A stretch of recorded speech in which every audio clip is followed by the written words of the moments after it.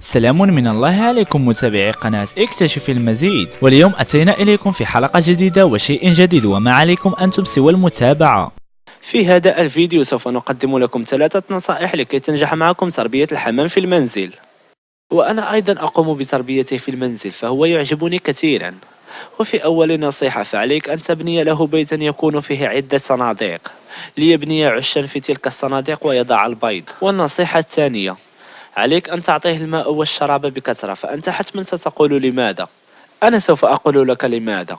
لأن الحمام عندما يكون جائعا فهو سوف يفكر في الأكل وسوف يذهب إلى أماكن أخرى للبحث عن الأكل، ويمكن أن يتعرض للصيد أو شيء كهذا، وهذا لن يكون في صالحك أنت. والنصيحة الثالثة، عليك أن تقوم بسجنه طويلا وتطلقه في وقت محدد. فأنا سوف أقول لك لماذا، لأنه سيكون مشتاقا إلى السماء، وعندما تطلق سراحه سوف يطير طويلا ويرجع إلى المنزل.